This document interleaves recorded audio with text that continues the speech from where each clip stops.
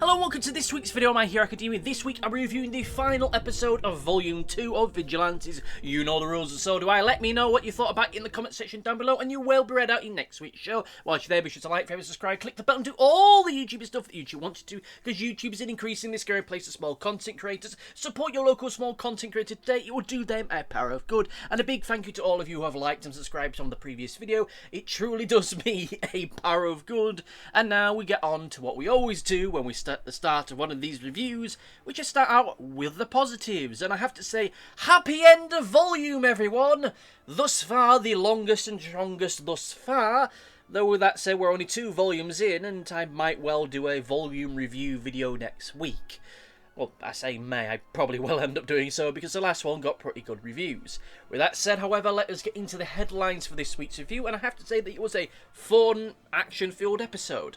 I will admit that was a part of me that was worried that this week we were just going to ultimately get a repeat of the last fight that we had against the hero killer Stain from the main series. At least as far as the anime itself is concerned, when we had Midoriya and Shoto and Tenya fighting him, and that ultimately they was all going to go in the same way, it was going to go through the same motions, but in the end we really didn't get that, and it was a pretty quick fight once we got down to it, but more on that later. There were a few decent light character interactions outside of the fight, which were fun, but please forgive me for not going too in depth with them, because I will say that they felt a bit too incidental for my liking. That isn't to say that there isn't anything to talk about there and that what is there is not good or is wholly insubstantial, but there's not really much for it to sink my teeth into here and now, and I don't want these reviews to just be a retelling of what has happened, because chances are you've already read this volume and you've read this particular episode, so you don't really need me to tell you what happened because it's probably relatively fresh in your mind. Though with that said, it was some fun little moments. A moment where with Pop Step coming along to administer first aid, and she's reluctant to do so with Soga. Neat little moment. I hope those two don't become an item. But that's a whole other discussion. Seeing B towards the end of the episode getting knifed in the eye, then springing back up. There was a part of me that was worried for a moment they were actually going to kill her off there and then, and I thought it would be a rather ignominious end to her, but they didn't in the end. She woke up because her bees protected her. Anyway, I think it's fair to say that beyond all of that stuff, there's only 2 main things that people are going to want to talk about with this particular episode, which is the fight itself and the reveal that Stendhal was Stain all along! Woo! Look, I will just say here and now, I am bloody glad they didn't drag this one out further than this. That they just kind of confirmed after maybe 3 episodes of just having this guy in the story. Because I could easily see a timeline where this didn't get resolved until the end of the next volume. Where they're still trying to play it off as the, ooh, who is this mysterious masked marvel? And there would have just been me week after week going, it's Stain. Okay, so I accidentally just disconnected the microphone when I was doing that, but you get the idea. It would have just been me week after week complaining of the fact, we know it's Stain, can we move on? But thankfully we didn't get that. It has been almost 100% confirmed that it is him. The only thing that we are lacking now is the full face and costume reveal, but with that said, we're probably going to get that sooner rather than later. This is of course providing that we don't end up seeing him, well, not being seen or heard from again for the rest of the run of this. I will point out that towards the end of this particular volume, when you get to the behind-the-scenes stuff, they do make a joke about it being Stained, so if there was any ambiguity, that kind of really just eliminates it all. At this point, I would be stunned if there were people, whether this is reading this for the first time or watching this as an anime, who are still going, no guys, it might not be Stain after all, even though it pretty bloody much is confirmed that it is, but that is a whole other argument. As for the fight itself, well, I will be blunt, it's maybe not what I was expecting to happen, but what we got was honestly rather hilarious and, or rather I should say, maybe a little bit cathartic. Maybe cathartic is the more accurate word. Look, if you've not been watching these reviews I've done for the past few years or so, I will be blunt, I've made no bones about the fact I don't like Stain as a character, so seeing him get punched in the snoz really hard tickled me something rotten. you know, I will be blunt that when we came up to this episode from last week, I was expecting this big, epic, complicated battle, this battle of wits and skill to see who would actually get the win in. I was processing it in the back of my mind like an episode of Death Battles to who will get the win in the end. Will it be Crawler having to leap in to save the day, maybe Pop Step or some other character we've yet to meet? But that didn't end up happening. It all ended in one punch, man, and that's where we are. And you know what? Part of me is totally fine with that. Part of me not so, but more of that later. One of the things that did stick out to me with that whole fight sequence was the moment where Knuckle Duster put the rope down for his line. And you had Crawler saying, "You crossed the line!" And I'm just thinking, and? And so what? Crawler, that guy was literally going to murder him and you and Soga. You can't play fair against someone who doesn't play fair themselves. At least especially not in a situation like this. So this whole kind of thing of, oh, you said you were going to do that, you said you weren't going to cross the line, and you crossed it. And almost suggesting that was dishonourable or underhanded. I mean, yeah, it was underhanded, but come on. This isn't the kind of guy you play nice with. This is a guy that deserves everything that's coming to him and more so. I will admit that there is a part of me that is slightly disappointed because in this episode, we do get to see the exact moment that Stendhal becomes Stain. Or rather, the things that were holding him back to prevent him becoming Stain, or reverting back to Stain, or reverting to Stain, depending on which way you want to look at it, just faded away, and any kind of sudden sense of normality within him went. That morally grey, slightly naive and unconventional vigilante just became the monster that we all know and love, or love to hate, or just hate depending on our point of view in it. And whilst I do appreciate the fact we are getting it in a rather condensed package, that we are seeing this character for what they are rather quickly and swiftly, and we're eliminating any sense that Stendhal / Stain was ever truly good. At the same part of me, there is a part of me that is, well, disappointed that we aren't getting a deeper dive into all of this. Though with that said, we might do, because this is very early days. I would be stunned if we don't see any more of Stain going forward, but we'll soon see. I suppose there is one element of this that either some people are going to absolutely love or absolutely hate, which is the fact that Stain's entire philosophy, the thing that motivates him, the thing that ultimately made him the villain, possibly the greatest villain in My Hero Academia, one of the most influential, whose influence will live on long after All for One has been defeated, that entire philosophy is based upon a misunderstanding. When Knuckle Duster is making his speech about heroes who rush in thinking that they are stronger than they are, he's just talking about people that believe in their own hype too much, who are putting themselves and others at great risk and really getting carried away with their role.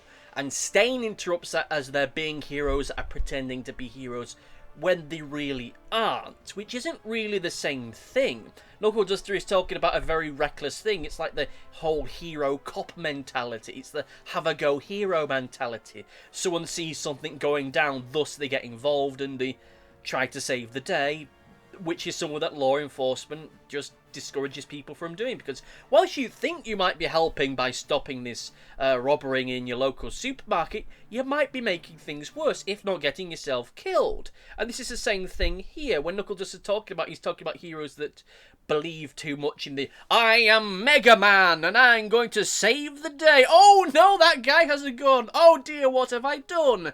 And then suddenly it goes from a minor robbery to a hostage crisis, and then suddenly things become a lot more complicated. That's the kind of thing he's referring to, but Stain interprets that as being heroes that aren't really heroes. They're fakers. They're big time fakers, and now he has to kill all the fake heroes because they are fake. But as I have theorised and hypothesised before, this seemingly isn't based upon what the heroes may or may not have done, but based upon the impressions that he gets from people. Like, if their stage persona and their real life persona are different, then following all this to its logical conclusion, that makes them fake and makes them need to be someone that needs to be killed. So I guess that he really hates Batman and Superman, because Clark Kent and Superman are two very different people. Bruce Wayne and Batman are two very different people. We can argue as to which is the truest version of those particular people, but even still, he seems to be wanting to build this entire philosophy around just the fact that some people aren't the heroes that they pretend to be, even though they're still saving lives and saving people. I will admit that it's really hard to process all of this because we're trying to drill down into the logic of a psycho killer who decided to devote himself to a whole new life philosophy after getting punched really hard in the face, and this is all stuff that may be better developed and better explained. There is still a part of me that's worried that we're going to get, possibly in the next volume or two, Stain coming across a hero who's just kind of a bit selfish, and that's the thing that he then justifies his entire life philosophy on, even though we base it on all the evidence we've seen thus far, certainly in Vigilantes and a little bit into My Hero Academia. His life philosophy is kind of bullshit when you get down to it. Again, it seems to be that his entire philosophy is just based upon something that just happened here and now. That his philosophy is less about, again, being mad about heroes that use their own status to build up wealth and influence and sell merchandise, and are more concerned about their public perception, their image of money, more so than they're out of some greater sense of being a hero. And is more about him being pissed off there are heroes that aren't as much of a hero off the streets as they are on the streets, which is a very weird way to actually set all of this up.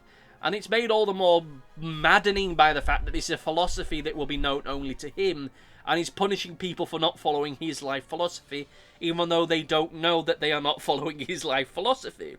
Maybe we'll see actually how this all evolves and grows for future. Maybe not. Maybe he won't become a recurring character.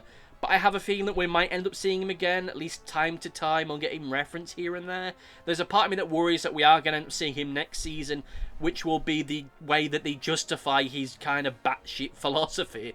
I've got, looking at the cover for the book, there's a rather egocentric looking hero, and I've got these nasty visions that Stain's gonna meet that guy, and he's gonna find out this guy's kind of a cretin, and then he's gonna kill him and use that as justification that all heroes are corrupt, apart from the ones I really like, all the ones that can beat me up. I mean, let's be honest, this isn't a terribly empowering episode for Stain. At the end of the day, for me, it really just shows him as being a bit of a petty bully. As Knuckle Duster suggests, the moment he comes up against serious opposition, he can't deal with that, either physically or emotionally.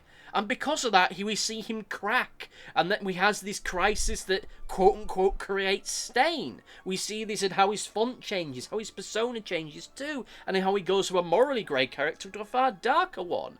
You know, you can always argue that he was always like this, and that this is the moment that he just truly changed, that the moment he faced a true threat, he cracked. The mask cracked, and so did he, and the real person he always was underneath suddenly became known, and knowing that he can't best Knuckle Duster or heroes of his skill level, he's now going to go after lesser heroes and weaker heroes because they are fake heroes, but not him. He's the true hero. He's the cure that this society needs. Oh my god. You know, I will say, I did realise when I was writing this review that on the back cover of the volume, it does show the scene where B gets it in the eye with the knife, right at the back of right on the back cover of the volume.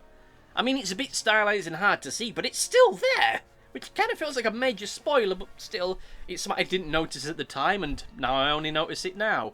But anyway, with all that said and done, let us get into the negatives. And I will be honest, whilst I did enjoy Stain getting punched really hard in the face, I'm not really sure that I'm happy that this fight ended quite as quickly as it did. Again, on the one hand, I'm happy that all of this hasn't been drawn out. This hasn't gone on for another few episodes or so, and this isn't something that's going to get rolling on into what would effectively maybe be the next season or whatever. But the fact this guy was beaten in one punch really kind of feels like a bit of an anticlimax. Last week I was expecting the entire episode being centered around this fight and us seeing some truly epic and amazing stuff, but we don't really get that. All it took was one punch. Though to be fair, that punch probably did more emotional damage than fictional damage. Or rather, physical damage, I mean. But, you know, we see Stain a lot clearer now. We see him for what he really is. We see this truly is Stain. This is Stain as he is, as he's always been, so as full as bullshit as he ever was. And of course, one could argue that it still does make sense for this fight to end as quickly as it did, because A, Stain/Stendhal is still seemingly relatively new to all of this, and he's a little bit more of a precision instrument, one that can work fantastically well when he has time to prepare, but when it comes to more spontaneous stuff like this, he really struggles. And B, it just goes to show Stain for what he really is, which is stuff that I've already gone over. The moment he ends up coming against real opposition, someone tangible that actually can take him down, well, suddenly his temperament and his attitude changes. No longer is this a fake hero, this is a real hero, because only a real hero could defeat him. Right? Well, I suppose if he got hit by a car and died, will that car make that a hero? And you know what, I'm just getting distracted now. Also, as I mentioned before, I think this sudden turn from Stendhal to Stain feels a bit quick. Again, we can argue that they've always been the same person, and this was just the cracking moment that revealed as to what they truly are, but... it feels like something that should be developed and grown a lot more to see them going to this. The fact this entire persona shift is based upon a misunderstanding of something that was said just feels a little bit odd to me, but still, that's how I feel about all of this. So getting to the overview, I really like this one, though I will admit that as an end of volume episode and possibly an end of season episode, I feel as though it needed a little bit something more to take it to the next level. And there's a part of me who wonders that if sacrificing an episode of context or even extra couple panels in a couple episodes ago was really worth it to get us here, bearing in mind this all was ultimately resolved in what feels like not even a full episode's runtime, but that's just how I feel about it. Well, that's done. Let's get into Comment Corner! Now it's time for Comment Corner, and we start out once again with Big X1, who says, honestly, I didn't have the same issues with you in this one, though I did binge read them, so I guess that helped. Thank you for the comment, and I can honestly see that being the case for a lot of people. They read all these in one go. They didn't have the television viewing experience kind of thing that I have, where I do one of these once a week. But as explained in that particular review, whilst I do apologise for getting into a little bit of a rant about it, I did find it frustrating the fact that it was so confusing at the start of the episode. Purely and simply due to the fact they could have had one or maybe two extra panels to just make sure there was no ambiguity. In a previous episode, we didn't get that, so when getting into that particular episode, and it started really confusing, and it kind of made it hard to really settle things. And as such, it felt as though we were missing context for certain actions that I think that we still didn't properly end up getting in the previous episode, which kind of ultimately felt as though we're missing out on things, and for the sake of just getting into this fight, then when we actually do get to this fight this week, it's over almost as soon as it starts. So in the end, yeah, maybe I wasn't right to get as angry or as annoyed as I was, but all the same, it still needed to be done better. Still needed to be tweaked and made it a little bit clearer, but still. Thank you for your comment, and let me know down in the comment section down below, good people, what you thought about this particular episode. Thank you all for listening, and see you next time. Goodbye! Thanks for watching. Be sure to like, favourite, subscribe, click the bell, and do all the YouTubey stuff that YouTube wants you to do. Go on, it'll do me a power of good. Until next time, my friends, goodbye!